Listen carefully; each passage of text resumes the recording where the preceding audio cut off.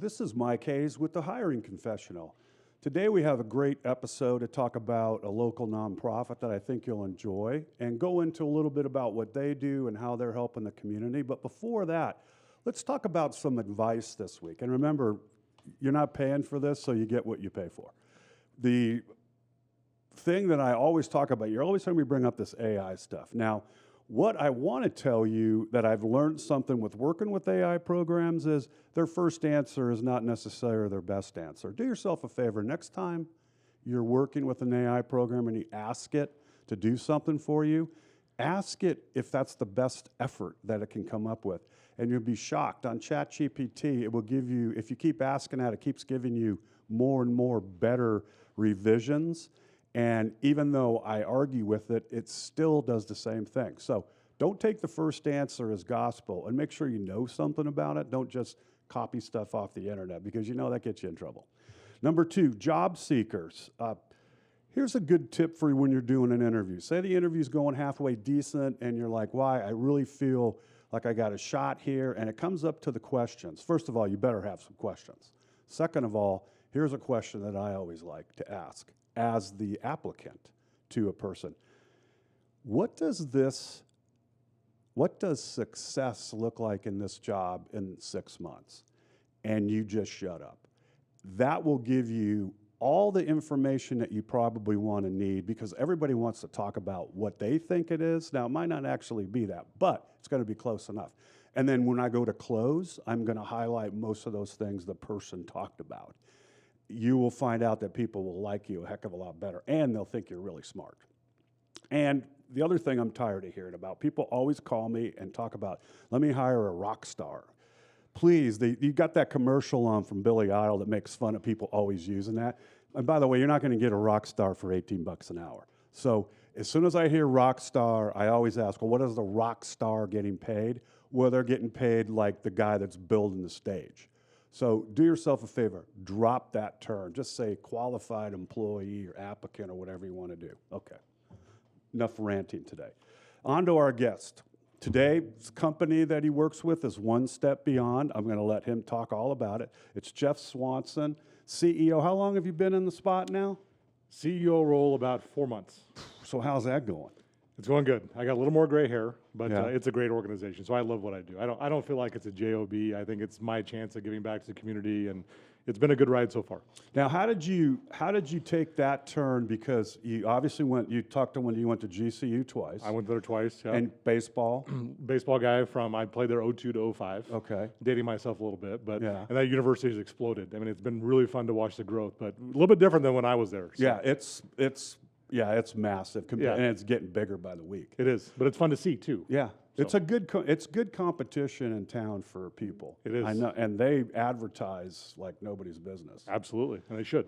And so, did you work for the Diamondbacks right out of? I was in their front office for about 12 years. Okay. So I played, obviously, I pitched at Grand Canyon and had a great career, had some opportunities to play beyond that. But I found the woman I wanted to marry and chose to, instead of the minor league baseball route, I thought, you know what, I'm gonna pursue a master's degree. So I finished that in 06 and then went to work in the front office. So it was kind of a way to marry both passions, right? I had a business background and then also, former athlete, work in the front office for a great organization too. The Diamondbacks are top notch. What did they have you doing over there? You name it. Yeah. Anytime, I was there 12 years. So anytime you're an organization that length of time, your plate kind of grows and morphs and expands and changes. Anything from kind of a little bit of marketing, a little bit of finance, a little bit of alumni relations. That organization was founded in '95, started playing in '98, had a lot of success really early. I still think they're the fastest franchise to win a World Series. Yeah.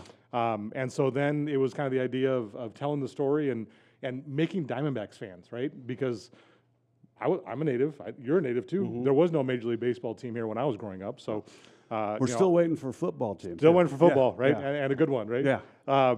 So anyway, alumni relations kind of came into the picture a little bit later.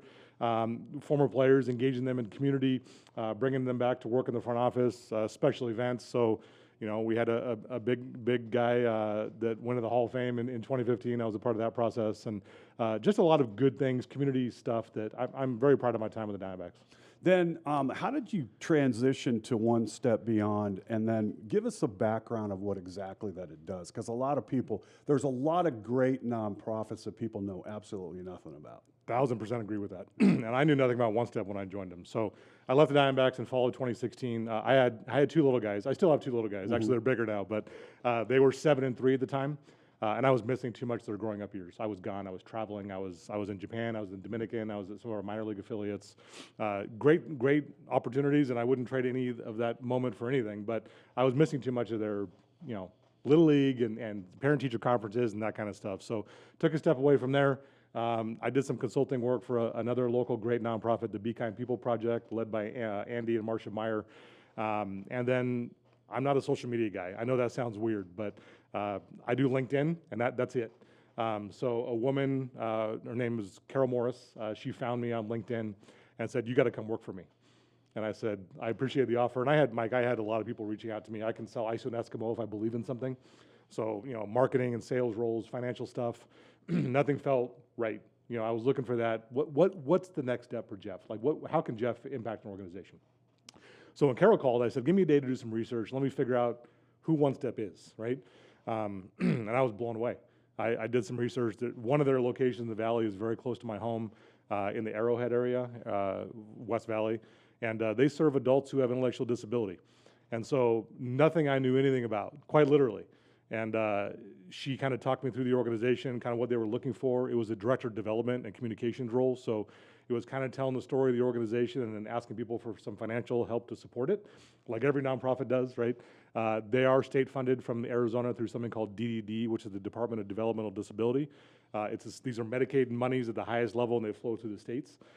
So there's a good amount of money that supports that, but it's about 80% of what we need. So I quickly started raising funds from individual donors, some corporate contacts I've got, grants and foundations, that kind of stuff. But it's all designed to support people with intellectual disabilities. And you're kind of giving me a look. I need to go a little bit further on it, I guess. Intellectual disabilities are things like Down syndrome, autism, cerebral palsy, right? Not a lot of ambulatory wheelchair type stuff, but more intellectuals. You would never know looking at some of these individuals that they have a disability. We only serve adults.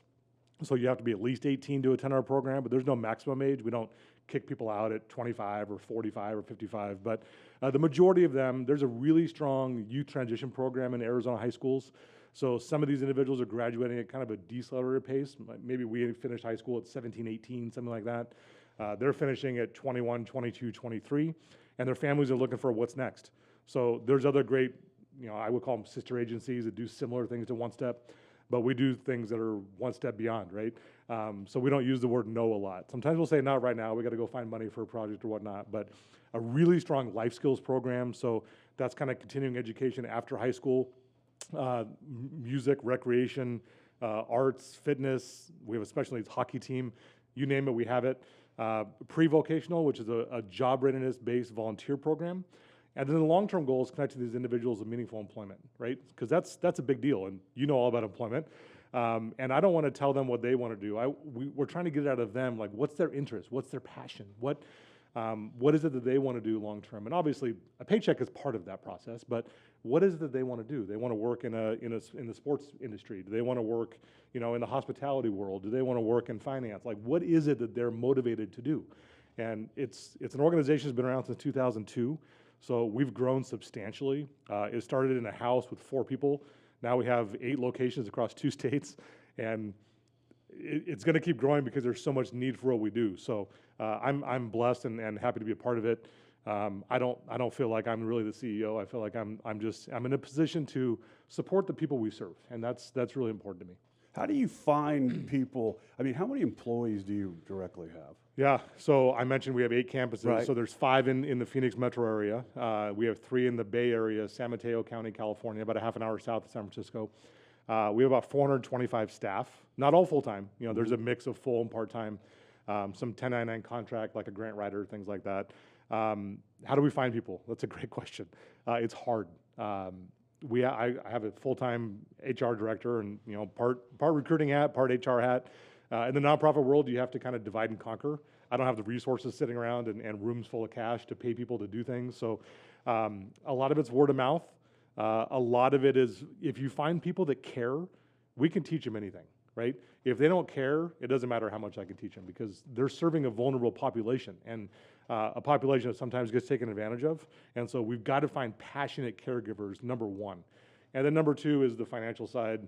It's a family-based nonprofit through and through. So, we try to provide a lot of grace to our employees and, make sure they want to stay and retain. And retention is a giant deal. And we could talk for days probably about retention in your world. But finding quality people that care is number one. And then going through the process of training and investing in them. We have things called like Level Up program, which is kind of like you take a little more training and it gives you a chance to work your way up in the organization. And that's what I'm focused on is I don't want to have hiring classes every 2 weeks of 10 people. I want to keep quality people. What's the background of a lot of these people? Are they new out of college? Are they somebody that had this type of study in like a place like GCU, the social skills that they have, or social jobs that they have over there? Where do you look, and what are the best type of candidates? Yeah, so that's a really good question, and there's not one answer to it. There's probably about four, right? There's some family that work with us that they have a loved one who has an intellectual disability, so a brother, a sister, a son, a daughter, and they want to be around to support them as best they can. We have kids fresh out of high school and college. You mentioned GCU. Another great partner is GCC, Glendale Community College, that they've got a really strong behavioral health style program that, they're looking for internships and things like that, so they can kind of see there's a big difference between book smart and kind of quote unquote street smart, right? That, actually you're hands on and, is this something you really want to do type deal? And then there's an older population and people that are looking for a second income that maybe Social Security is not enough. So they've got a part-time driver role, they've got a part-time, culinary kitchen role, they've got a part-time, we call them LSAs, which is a life skills advocate. It's like a DSP, a direct support professional. It's a caregiver. That's what they're doing in the classroom space. But really part-time, full-time, more flexibility that we can provide. I've learned that you can find more candidates like that because let's be honest, in today's economy, people are working 1, 2, sometimes 3 jobs just to get by. And so being flexible has been a game changer for us. And not saying it's a Monday through Friday, 8 to 4, it's what's best for Mike, right? Does Mike want 4 days? Does he want a 3-shift schedule? Does he want Mondays off? Like, what is it? And we try to meet the candidate where they're at. So like for a retiree, would this be something obviously they got to be able to get back and forth and have a clean driving record. That's a big deal. Because they're going to be driving your vehicle. So we provide a nice fleet of Toyota Sienna minivans, and we provide the vehicle, the gas, the insurance, all of that. Yeah, and MVR obviously is really important. The other thing that's important is we're dealing with vulnerable population, right? So you have to have a level 1 fingerprint clearance card. I know that sounds weird, but it's like working for the FBI because if you have any sort of abuse or neglect in your past, and I'm not here to judge anybody, but if you have that, you're not going to be qualified to work at a place like One Step because the people we're taking care of and supporting, sometimes get taken advantage of, unfortunately. So that is a requirement that you have to have that level 1 fingerprint clearance. It sounds more rigorous than it is. If you've got a clean background, it's through DPS, the Department of Public Safety, that runs it, and you can get it as long as you haven't had any major incidents in the past. What I've always found interesting is, I went to 3 schools in Arizona, and what the heck is up with when you're trying to find people? I think when the nonprofit space, you all kind of compete in the same pool because I don't know if there's as many new people coming into that, so you're probably just trading names around a lot more than you'd probably suspect. Is that fair? That's a fair. I don't want to say assumption, but it probably is an assumption, especially on some of the roles like development, fundraising style roles. And that's a sales job. Exactly. Yeah. So what we normally find, I shouldn't say normally, but what we often find is someone that's been in the development role for a sister agency that, they've kind of tapped out their market and they're looking for something new. We do see some of that. Our development person right now, she came from Soldier's Best Friend. She's amazing. And so it kind of changed passions from, supporting vets and connecting them with service animals and whatnot into the disability world, and she's been great. So yeah, I would agree on a cursory level that there's some back and forth, if you will. But again, if you can find people that are passionate and that care, I can teach them all the book smart stuff. It's like the banking business. These guys, they hire and fire the same 20 guys all over town. Like I know a dude in town that probably has 40 business cards, and half the banks don't even exist. Yeah. So it's a little bit like that. Yeah. This is a question I just popped into my head, and that's always dangerous. So, because you're working in that vulnerable space, and then how do you probably worry when the stuff's going on in Minneapolis and stuff for people that are doing this, and then they're hosing the government down. Yep. You don't want to get thrown in that bucket. Correct. So are you guys being proactive about that? Because I think that's a big danger, because people are like, oh, I'm done doing that. And It is. then, Yeah, and so the short answer is we do things the right way, right? I don't think we want to get into a political conversation or whatnot. There's a lot of uneasiness, and just in general, it doesn't matter what side of the aisle you're on, people are nervous about what's going on. But there's so many different audit processes that are in place that while I can see how it happened, you've got to be really integrity, if that makes sense. Right. Like you've got to be someone that's just and to take advantage of a system that's supposed to support the people that we do. I'll be honest, that's sick. I don't have much sympathy for those individuals that got caught. And I'm sure there's more out there that haven't got caught. But yeah, we've got such a strong, we're required to maintain a certain ratio based on our contract with the state of Arizona. I take that stuff really serious. There is no mixing right and wrong for what we do. And I don't want to lose that contract because, number one, the people need our services, but number two, it's a big chunk of our revenue. So it's really important to me. Do you think a lot of people know about this program, or is there people that don't know about it? I mean, sometimes people don't ask the right question, or they don't ask the right person. I'll be honest with you. You probably heard of the Arizona Charitable Tax Credit, right? And it's been around, don't quote me on it, probably 11, 12 years or whatnot. And when the state of Arizona said we have too much money, we want taxpayers to choose where their dollars go. Number one, it's amazing, right? And I want to take advantage of it as long as we can. But if you go to that website and look at all the different qualified charitable organizations, there's a lot. And when the head of HR called me almost 9 years ago now, I had no idea who One Step was. Now, I don't have an individual in my family who has an intellectual disability, so I wasn't necessarily looking for something like this. But yeah, there's a lot of nonprofits that operate in Arizona and beyond, I'm sure, that we have no idea who they are. So that's part of my job, is telling the story and making people aware of it, and obviously asking for some financial support, because without the financial support, we can't do what we do, right? But yeah, I firmly believe there's so many great nonprofits that operate in the state of Arizona on very different levels, right? Maybe you have a charity that you're passionate about that supports people with cancer, or a pet charity or whatnot. I want people to do the research and find them, because number one, the nonprofit world, we all have to operate so financially efficient. There's not a lot of waste in it. Does one of the things that a good question that I get, because you remember I used to work, I contracted with a nonprofit, so I worked down on the campus down in middle of Phoenix, which is a real eye opener. If you ever have a chance, anybody, go take a look at that when you feel bad about your life, because it'll feel great by the time you walk out of there.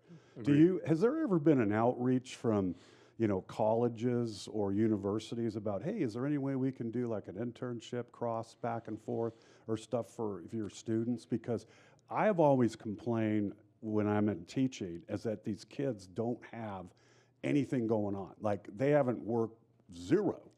And I'm like, I think a lot of times is because it's not facilitated properly. Yeah. So do you have any of those type things, or is that something that's kind of hard to do or put together? Yes, we have some. Obviously, the connections I've got at Grand Canyon, I go there and speak at business college classes and share with the students the reality of what's next, right? And I think college students today are pretty isolated. I don't want to talk about cell phones and social media and that kind of stuff, but just understanding what's out there, right? And different career paths. And I'm living proof of that. I mean, I worked in a great organization with the Diamondbacks for a long time and kind of pivoted myself, and now I found a calling that goes a little bit beyond. So the short answer is yes. Grand Canyon, we've done some things with. I mentioned some of the requirements of working in our organization. And by the way, it's not just working. If you're going to volunteer with us, you have to have all of these background things done. So that's been a little bit of a hurdle, if you will. is not as easy as just saying, hey, come volunteer at this event. You have to spend some time in the background process. With our media production, we've had some great relationships with the Cronkite School at ASU in downtown Phoenix. And there's been a handful of opportunities over the years, and definitely something I want to do more. When I was at Diamondbacks, I had 2 or 3 interns a year for a long time, and I think that's really valuable experience that I guess we shouldn't call them kids, but they are kids that, again, I talked about earlier with the book smart versus street smart. In the Diamondbacks organization, I'll go there first. A lot of kids just wanted to get their foot in the door, and I can't stand the term getting your foot in the door because it tells me that you don't know what you want to do, right? So I would always encourage them, hey, just come work for us and get a sense of, you got an accounting degree, you got a business degree, you got a social degree, whatever it is. See if that's really where your path is, right? If that's really what you want to do. So, the internship program at One Step, I want to expand. I want to grow it because I want to give kids a real world experience to see, is this really the field you want to be in? Yeah, and I've tried this at a couple different places. It's just not, it's all the universities. They're way behind in this. And what they do is they put usually very minimal career services people that kind of block the street. Yep. And there's all these requirements rather than what I do in my class when people want interns, they'll go, well, who do you have? And I'll say, I've got a couple people. Yep. And then they'll talk to them, and usually all of them get a job. Yeah, make the connection. Yeah, right. But I'm not involved. Right. So but it would be nice to be able to have, okay, here's these 10 businesses that are coming in a day. By the way, they're hiring interns. Right. You should go down there and talk to them. But I'm staying out of it. Yeah, exactly. So you can report that they got one or whatever, but a lot of times they want the hours, and then they want, oh, we need this because the person can get credit. And I'm like, people just don't have that time. Right. Exactly. They want to do that. Right. I want to hire the thing now. Right. I don't want to wait 2 months. Well, and the other thing, and that's a good point, the other thing on the internship side is there's kind of this false perception that if you're an intern, you're going to get a full-time role. Right. Where, honestly, usually that's not the best case scenario. The best case scenario is they get in there, they work hard, hopefully, they show up, right? They get the experience that is important for them in their career field of choice or whatnot. And then maybe they get an offer, but maybe not. And sometimes that maybe not opens a lot of different horizons, right?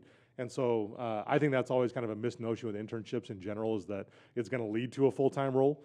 And while it might, I don't want the student or the business thinking that that's the best path, right? Because it might not be. I'll tell you, if we could ever figure out a way, I've pitched that to a lot of people on the campus. Yeah. And everybody, oh, that sounds like a great idea. The same thing with manufacturing. You can do it with almost every one. Right. But I think it allows, well, first of all, your campus people would be attracted to go to school there. Exactly. Because they're going to hear about it. And go, Right. well, that's what I want to do. Exactly. The other thing is, like a place like yours, I'd be telling somebody, hey, listen, if you could get in there and do an internship or even just work, you hang that on your resume. I don't care what you're doing. Exactly. Somebody's going to ask about it, right? Right. And then you're going to tell them, and then you're going to be talking all about that and Right. nothing about anything else. Exactly. And, why did you, I felt I wanted to give back, and I was very interested in to see how that side of a business works. Right. And this gives you a lot more to talk about. And I always pitch that. Go find something. Why don't you go work at a church, food, like a food pantry Yeah, or like whatever. St. Mary's Food Bank or whatnot, right. But I don't think people, for some reason, they go, no, that's not a real thing. Right. And I think the direct opposite, that it's more than a real thing. I agree with that a lot because, most internships are not really well defined. And that's by design because, again, back in my Diamondbacks days when I had interns, their job was not to make copies for me and go get me coffee.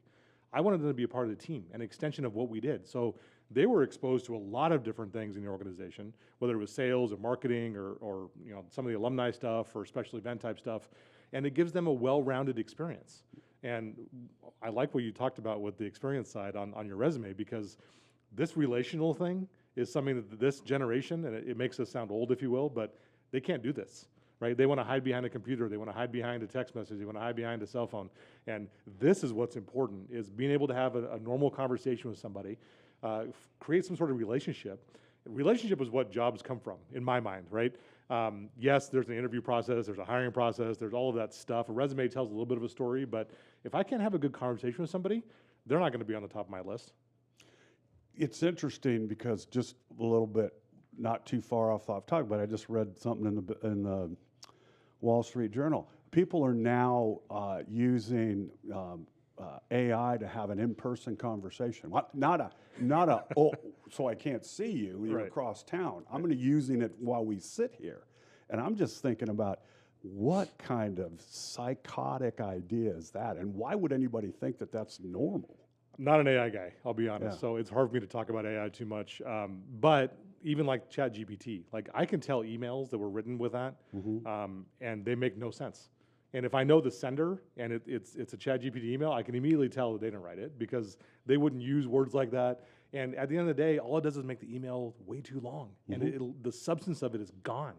I would much rather have one or two really specific sentences than 4 paragraphs of fluff that I have to spend time sifting through. And I'll be honest, Mike, a lot of times if I see that, I don't even read it because it's a waste of time. I agree, because I'll never forget when back in the early 2000s I worked at Wells Fargo. One of their big things was after anybody talked to you, they would send you an email because it was a cover my ass email. Yeah. And so every day there was 300 cover my ass emails.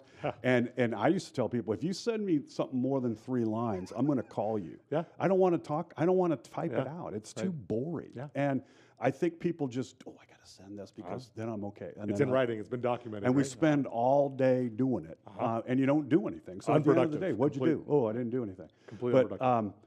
so how are you navigating today's person? That's because it's very different. Lots of people, and people go, well, where do you get all these opinions from? I go, because I've been teaching these kids since 2016 or whatever, Yep. except for COVID. And I watch what they do. Right. And I listen to how they respond to things and what they think is normal behavior versus what they think is you're a boomer idiot or you don't know what you're doing. Some of the people will say that on quotes on our Instagram and stuff when I say something. I don't even read them because I don't care. But I just always ask myself, what are you doing? Yeah. I mean, So I don't think there's a direct response to that because it's an opinion, and I share a similar opinion, Mike. It really depends on the role, right? Our CFO moved out of state about 1.5 years ago, and we needed to find a replacement, right? I chose not to hire a CFO. I wanted to hire a controller, which it's similar, but it's not. The CFO role in my mind, and I think you would likely agree, is more long-term strategic planning, maybe growth initiatives, things like that, where the controller is more buckling down on finances and making sure that we've got, cost containments and all that kind of stuff in place. And so I wasn't recruiting a controller through something like Indeed, right? We did hire an executive recruiter, someone that our board had recommended, that was a personal friend, gave us a good deal on, yada, yada, yada. And it worked. We got a fantastic controller now. He came from an organization called Food for the Hungry, which unfortunately was negatively impacted by all the stuff that happened in the political world. But actually for us, it was good because he came to us, right? However, those roles don't come open a lot in organizations. So that's a really specific role that we're looking for. When it comes to some of the entry-level roles, I mean, it is college job fairs. It is job fairs in general. Some of our nonprofit partners that we go to and ask, if you guys are having hiring events or whatnot. Indeed, Indeed works. Indeed is a lot of sifting and a lot of resume screening and a lot of initial conversations and things like that. But, organizations like One Step, I think there has to be a passion behind the role. And so I think that kind of separates the candidates from, again, and I tell people this, if anybody asks me to sit in an interview, number one, I don't read resumes. I tell them I can read, right? So don't read me your resume when we're interviewing. Like, tell me something. I usually ask them about their bucket list or something like that to kind of, ease them into the interview or whatnot. But I want to know what's not on the resume. I want to know why they're sitting with me. I want to know what it is about One Step that drew them to One Step, right? I tell them from the very beginning that we'll pay you as much as we can, and cash is part of compensation. But there's so many other buckets in compensation. The one that we can fill at One Step is that you feel good about your day. You feel like you did something good for somebody. And so that's a big deal for us. So if someone's looking for only the cash side, go work at Amazon. Go work at In-N-Out. I mean, you look at some of these starting wages of some of these businesses, it's mind-boggling. I mean, and I'll date myself again, I worked at a small Mexican restaurant, Los Compadres on 7th Avenue, and I made $3.75 an hour. Yeah. when I was starting out. But and you know, now the same- minimum wage is north of 15. It's I know like, the same people that are wanting the higher minimum wage are then complaining about the prices are higher, which I'm like, you're just paying it out the door. You're not getting any extra money. And I'm not a fast food guy, but you know, you see things in business journals and whatnot about, you know, they're replacing people with computers because they can't afford to pay $15 an hour. Otherwise, the cost of I don't even know what the McDonald's burger is called now, but you know, it's going to be more than you're willing to pay because, and whether it serves a purpose or not, I don't know, but it's crazy, and it always makes me smile and kind of chuckle a little bit when people talk about I can't support my family on minimum wage. Like that was never the intent of minimum wage ever. Did when you guys, what's your marketing plan kind of in town? How do you do that, and how does that work? So at One Step, it's a little bit of a challenge because the people we serve, they come to us from a handful of different sources, right? A lot of it's word of mouth because we've been around a long time in the Valley. We've grown quite a bit. People know what One Step is. And so when you talk about marketing, the hard part of marketing is the marketing that I need to do is on more the development and fundraising side, hiring side a little bit. I was initially leading development and communications, like I told you earlier, and kind of fundraising and whatnot.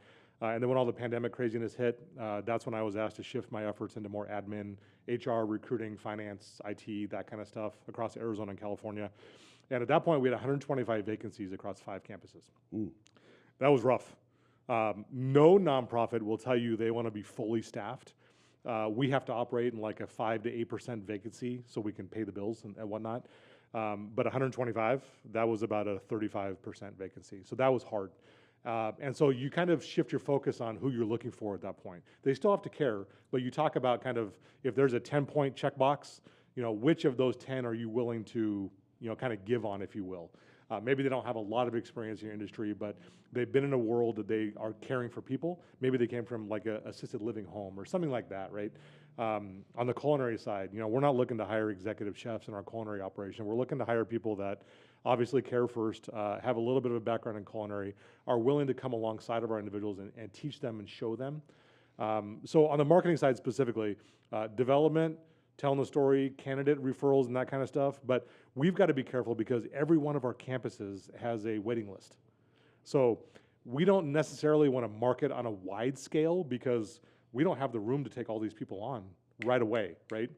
I mentioned the ratio way we operate our normal ratio is 4.5 to 1. Yes, we have some enhanced ratios like one-on-one style services and whatnot, but if we do too much marketing, that wait list gets longer. And that frustrates me because our mission is to grow and serve, right? So we've got to be, I don't want to say double-edged sword, but it kind of is in terms of telling the story of who wants to, because I don't want to turn people away, right? And if we can't hire, we can't enroll people. If we can't fundraise, we can't enroll because we can't support them on the level we want to support them on. So there's not a wide-scale marketing. It's more specific based on the need we have at the time. You mentioned Indeed, and since what a lot of things that I do is I manage the company's Indeed page. Yeah. But what is interesting is I always tell clients, I go, you're spending too much money because Indeed, they change a lot of stuff all the time. I mean, they change boxes and stuff that just drives me crazy. But they do it because they want you to spend more money. Right. So if you keep filling your stuff, well, I'm not going to get paid. Right. So, and then my other question is, nobody knows how many clicks you got on your ad. I mean, who's providing that information? And who cares? Honestly, here's your clicks. Well, prove it to me. Well, I can't. I mean, if you ask somebody, you were paying somebody, to paint your house, and then they said it was painted, and they never bought any paint. Right. So I get this. I try to have this conversation. And I go, listen, we got to change the way we post. We got to make stuff sound like it's a human, not a doctor's prescription. Yep. And make it easy so we can try to find those people. And then you're still going to get 100 and a half of people that have no business applying for these jobs. And even if you have a really specific, requirements of the job, you still get people that are applying that clearly don't fit. And that's frustrating. Oh, all day. I mean, that's a colossal waste of time. And if I'm a hiring professional or if I'm an HR person, you kind of, and I say this in tongue in cheek, but you kind of want to hit them on the side of the head, like, what what are you missing? Like it's black and white. So then, can you not read? Is there some other thing I'm not, I'm missing or whatnot in the role. But yeah, I mean, recruiting's hard. I don't have to tell you that. You've Yeah. lost all your hair at this point. Yeah, like on purpose. Now it's funny you asked that because I used to call people all the time when I first got in the staffing business because I wanted to try to understand why they would apply for something. Yeah. And this was the kind of what I got out of it. They think because your company, so they look at it and they say, like I was doing reefer techs for truck drivers. Okay. So I got people that had never even turned a wrench. I mean, I turn a wrench more than that. And if you know me, I don't even know which end is the one you use. Okay. So I'm telling them, why did you apply for the job? No, absolutely zero. And they're like, well, I thought maybe there was another position. That's kind of the mentality. I'm just going to spam my thing all over town. And then they'll go on, TV shows and stuff where they get interviewed and they'll go, oh, nobody wants to reply to my stuff. And 40% of those ads are BS. Exactly. Most of these companies just float ads out there Yep. because they're looking for this thing. It's called, and one of my customers uses it, unicorn. Yes. So the unicorn hits my ad, and now I get to get them. But the 50 other people that came in, maybe one of those was halfway decent. We just got rid of it. It's like they're throwing spaghetti in the ceiling. And just but hoping then they somebody think, I go, do you know, if they see this ad up for 6 months, they're going to think, one, you're not paying enough, or two, you're a crappy employer. Exactly. You have really high turnover maybe or whatnot. Yeah. And that's one of the things that I try to explain to customers because a lot of companies think they're the greatest business in the world and everybody wants to work for me. And I'm like, no, you're not. Yep. If we talk to him today and he's a qualified person and you don't call him for a week, he's going to have another job. They're moving on. Yeah. You can't wait. How quick are you guys? You guys try to respond fast when people Within 48 hours. Yeah. I mean, and I think that's fast. And even well, it's 3 days better than most people. but even that, Mike, people are moving on quicker. Yeah. And it's hard because you can't blame the candidate. Like No. they need a JOB. And I said earlier, One Step is not a JOB because there's more of a passion behind the work we do and whatnot. And One Step is not a perfect organization. Number one, I don't believe any organization is perfect. On some level, there's something that you can find wrong if you look hard enough, right? So I never claim to be the best or whatever. I think we're really damn good because I've seen the other options in the Valley. And again, I don't believe there's any competition in what we do because we serve people. That's what we do, right? But in terms of the candidate, if they're applying on a Monday and you're not reaching out to them until Thursday or Friday, number one, they probably applied to 7 or 8 positions already. And if one of those 7 or 8 are quicker than you, guess where they're going? One of those 7 or 8. Yeah. If they're looking for an entry-level role that pays, in the $15 to $19 an hour or whatever the dollar number comes out to be, and so that's important. And again, back in the 2021 timeframe, when the kind of again, whether the COVID craziness was getting bigger or changing or whatever, when we had the high vacancy rate, it had to be way quicker than 48 hours. I mean, and I was on my recruiting guys like, listen, initial contact is really important because they're going to move on very quickly. And so we were able to get out of that. Thank God. But that's what the thing that I think companies forget is that I got to pay for my bills. Or I got to get money for my car or gas or whatever it is. And they're not sitting around pontificating on whether you're going to be a fantastic place to work. Yep. The other thing, when I had I had students on here that used to be students with me. Yep. And, we talk about the 5 interviews, or the 4 interviews, and the constant grinding of the gears. Mm-hmm. And you almost probably never get your first choice because they're out the door. Right. I'm sure you've tried to avoid that because that's just a killer. Yeah. So what I did when I was leading admin, hands-on, if you will, is gave hiring managers authority to make decisions right away. Because if you tell them we'll call you tomorrow or we have one more step in the process, they're gone, like quite literally. So I didn't want my hiring people to settle. I'm not saying that, but if you had a quality candidates in front of you, offer them, tell them when the next onboarding class is, and get them going. Get their paperwork done. That's important. It's like landing a hook and a fish, right? If they bite 3 or 4 times, at some point they realize it's a hook, right?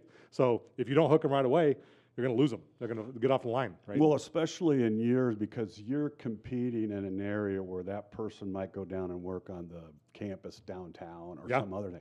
They're already applying at all these places. So Well, somebody picks up the phone first. yeah, and I've learned that, and I hate saying it like this, but it's true, and I think you would agree. People are not loyal. The sense of loyalty is gone. Oh yeah. I mean, the old adage of, the janitor becomes a CEO because he's been there 35 years. I don't think those stories are going to be around anymore, because people are always looking for the next, whether it's another buck, whether it's work from home, the remote style stuff that has gotten way out of hand in my mind. And so finding people that are loyal, I think you have to kind of throw it out the window. I don't see that ever coming back, to be honest with you. You mentioned not the specific term, but work ethic, right? People that want to come on time, show up, do their job, clock out, and go home. I think a lot of that's gone too. People are always looking for the next thing. So where I was going is that even while people are working in some of these entry-level roles, they're applying other places. They're not giving 2 weeks notice. They're not waiting for a new opportunity. They're always looking for the next opportunity. So the other side of the hiring side, if you will, is making sure people want to stay and retaining quality people and treating them the way you should be treating them, so that you don't have to keep hiring over and over and over again. I know you don't want to hear that as a hiring professional, but that's a really big deal for organizations. Well, for me, I retaining. like it because people tend to use you more, and then True. they tell other people. Yes, Yeah. and go back to marketing. Yeah. Word of mouth is the best you can get. I mean, when you hear direct from somebody, and I go to all of our onboarding classes and introduce myself to the new hire staff and let them ask any questions they want. I'm an open book. You can ask about my former life, whatever. But I always ask them how they heard about it. And I tell them, if the answer is Indeed, that's fine. And I understand Indeed works. Like, I get it. Indeed is definitely a tool that is beneficial, right? But something on Indeed told them to look at One Step. And something on that job description or whatever the post was or whatnot, something spoke to them, right? And so I think that's really important, that organizations treat their staff the right way. Again, it's not perfect, Mike. We do the best we can. Sometimes we make mistakes on both sides, and the candidate's not truthful. There's so many different scenarios that come to it, but at the end of the day, if you treat people the way you want to be treated, you're going to have something. The other interesting thing is I got a resume the other day, speaking of weird resumes, for a guy that had remote job all through the top of the post, and it was for a driving job. Old Mike. You just have to chuckle. I was getting ready to call that guy just because I go, hey, did you know you want a remote job and you applied for a driving job? Yeah. So and it's funny, I have this conversation about stuff like that, and then it's like, hey, do you know your phone number's not on your resume? And then you got to go back into the system and look for it. Or they don't have their address. Oh. And they're like, oh, and they always say this, oh, I updated that recently and it didn't take. I said, if I had $1 for every time I heard that, I'd be a millionaire. Absolutely. So that's why that place, and Indeed's got a 50% of just what they call the ghost posts or whatever they are. So we you get don't know, international people hiring, seeking jobs. I'm like, I don't know how to help you. Oh, put an ad on LinkedIn and look what you get from people from all over the world. Right, willing to relocate for entry-level role. Yeah, or they're going to wash cars, and I'm like, okay, so that doesn't really make any sense. Yeah. But then they should, first of all, we shouldn't be charged for that. Second of all, the rules sometimes that you have to ask these questions and they don't have to be asked make it worse for everybody else. Right. Yeah, I agree with you. The common sense world, not very common. Now, do you work with any companies that look at some of your people for employees? Or do they basically get prepared and then you guys kind of steer them to ones that are friendly for, that might be working with somebody that might have minor disabilities or something? That's a good question. So we have a vocational team that their job is to go find businesses in the community that are looking to hire, and specifically hire the people that we serve. And if you don't know much about people with disabilities, I'll tell you a couple things. They show up, they work hard, they'll smile on their face, and they'll get the job done. Like, period. You can talk about anything else you want to talk about, right? But employers that are looking for people that show up and just get it done, that's who we have, right? And they'll work hard. Sometimes they need a little bit of help. You gotta coach them. You gotta maybe give them a little bit more training, if you will. But that's one thing that we've excelled at, is we have a job coach that goes with them to the business to ensure success. And One Step pays for that. We pay for the job coach and we pay for the transportation to and from the business. And so we've got great employment partners, people like Top Golf. We have people working at Top Golf out in Glendale. We have people at Royal Oaks Retirement Community out in Peoria on Bell Road. We've got places at BW Parts. We got people at the City of Surprise Fire Department. Just like I said at the beginning, we want to connect these people with what they want to do. It's not what I think Mike wants to do. I want to get Mike to tell me what Mike wants to do and try to find that connection. And on the employer side, you're getting quality people. You Is just the are. retail business big into that? Because you notice that a lot at the grocery stores. You'll and see stuff. some of it, Yeah. on the bagging side and some of the quote unquote back of the store side.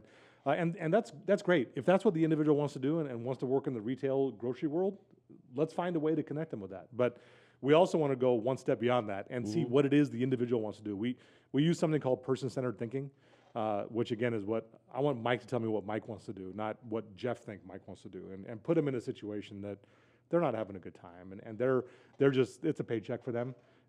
While the paycheck's a good piece, I mean, I want them to be passionate about what they do. Do they, and I would imagine, because I know there is for like military people, people that are in prison, there's got to be a tax credit for hiring people. I would imagine. There in is. this There's space. some incentives on the business side. Yeah. Yeah. And I don't know if, a lot of times people spell that out because I know companies that look for that. Right. Because they like to, they can get a big tax credit for Right, that. yeah. And it's expensive to hire. And they're Obviously, it using depends on the business Yeah. and taxes and all that kind of stuff. It's kind of like the tax credit. I can't tell you how much Yeah. you can give because your Right. your income and your tax or your tax liability is none of my business. Is that a big part of your funding? Is doing the Arizona tax credit? It's a good chunk. It's probably between 3 and 4% of our annual revenues, and it doesn't cost people anything. Like I haven't found, it's kind of like solar on the top of your house. Like I don't know why every house doesn't have solar. I don't get it. Yeah. And I know that's not a solar interview, Yeah. but like this, unless you believe the sun's not going to be there someday, and maybe that's the truth. But the tax credit's the same way. You're going to pay these taxes anyway. Why wouldn't you choose an organization that you want to benefit from it? Especially because I believe everybody has a passion about something, right? It could be something that's in your family that's been for a long time, or it could be an organization you know nothing about. I think the marketing side of the tax stuff, and I don't think the state of Arizona doesn't do enough or does too much. I think they do the right amount, but it's not in front of people's face enough, right? And I don't think enough tax people talk about it enough because it's important. It is. What do you think the place is going to look like in the next 5 years? Your place? One step, Yeah. it's going to be bigger. I promise that. One thing we haven't talked about yet, I don't know how much time we have left, but We've got a couple minutes. the real challenge that we're facing right now, separate from funding, because every nonprofit will tell you they need more money, because money, and I don't believe money solves everything, but when you have the right funds come in and you can change your program and you can support things that you really need support for, it does make a big difference. But we've got an initiative right now called Nikki's Next Step. Nikki Next Step is a housing community for people with intellectual disabilities. And there's other ones in the Valley that are great. Some of them are lease-based. Some of them are home, secured by a mortgage or whatnot, home ownership. That one specifically is very expensive. Here's the challenge, Mike, is that we've got, and these numbers will sound really big. There's 40,000 people that need affordable homes that have intellectual or developmental disabilities, IDD, and 10,000 of them live with a caregiver over the age of 65. That's scary. I'm glad your eyes went like that because it's something that no one's talking about. And it's something that we got to figure out. And when I say we, I'm not saying just one step, just like societally, right? I don't like the term affordable housing. I don't, because affordable depends on who you are, right? Affordable to you versus me, the guy in the street, the executive at Chase Bank, whatever. Affordable is a different term, right? So I'm using the term submarket. We're trying to sell these because a lot of our individuals that attend One Step are people that qualify for something called SSDI, Social Security Disability Income, and they're making $700 to $1,200 a month. You can't find an apartment for that kind of money. So about 3 years ago, one of our board members came to us and said, hey, we got to figure out this housing thing, right? And it's always been in our contract with the state of Arizona to provide affordable housing if that's what we wanted to do. And there's like group homes, there's foster care agencies, there's ADH, that kind of stuff. But the vision we have is independent living. We want these individuals who can, with some supports, not zero support. We're not going to put them in a room and hope it goes well, right? But HCBS is home and community-based services, things like respite, attendant care, rehabilitation. Maybe they need help getting ready in the morning. Maybe they need help at night. Maybe they need help administering meds. Whatever that looks like, we'll be there to support them. But We've secured a piece of land. We had a really generous donor buy it free and clear, donate it to One Step, restricted for this use only. It's roughly 67th Avenue and Bell Road. We had to rezone it because it was zoned more single-family style. It was a family that owned it for 5 generations in the valley, and they were looking for a reason to sell it that had a purpose behind it. And so this Nikki's Next Step project was that. So we're going to build about 60 units, which doesn't sound like a lot, but it's going to serve about 110 people, a mix of 1 and 2 bedroom units. And we're trying to sell them affordable. The reason selling them is important because the family wants to know where their loved one's going to be long term, not a lease-based thing where as long as we can afford it, they have a home. It's, no, this is their forever home. And so that's a really big initiative that we're working on right now. We launched a capital campaign. I'm trying to raise a big amount of money. And as soon as we raise it, we're going to start construction. And the goal is to have that done in the next 2 years. So Nikki's Next Step is a big piece in our next 5-year plan. I get asked almost daily. I know it sounds weird, but will you come to the East Valley, right? Because I believe there's people with special needs everywhere, and wherever there are, One Step should be. Like, I believe that. And it's not a big chest thing or whatnot that I think we're the best. I think we're very good at what we do. And I believe that we have a mission to grow and serve. And so our first campus east of the I-17 was Scottsdale. We opened that in 2020. Hindsight, obviously looking back, probably the worst time you could open a new expansion when the pandemic craziness was happening. But places like Gilbert, Chandler, Quinn Creek, Mesa, they need the same sort of services that we provide. Flagstaff, Yuma, we've been asked to move to San Diego. There's so much opportunity to grow, but we've got to do it responsibly. We are a nonprofit. We don't have unlimited resources, right? And we've got a really small admin team because we don't like investing in things that are not the program or services. So I feel like in the next 5 years, number one, Nikki's Next Step will be open. We'll have a community of residential services for people with disabilities. And then I think we're going to be probably in the far East Valley. We'll be somewhere Quinn Creek, Gilbert, Chandler, Mesa in the next 5 years as well. Well, Jeff, it's great having you on here. Appreciate the opportunity. I'm glad we had an opportunity to talk. It's One Step Beyond. Look it up. Check it out. And as I always like to say at the end, there's a lot of people that are depressed out there, people that might even be your friends. If you haven't talked to somebody in a while, why don't you give them a call and take them for a coffee? This is Mike Hayes from the Hiring Confessional. Have a good day. Thanks, Mike.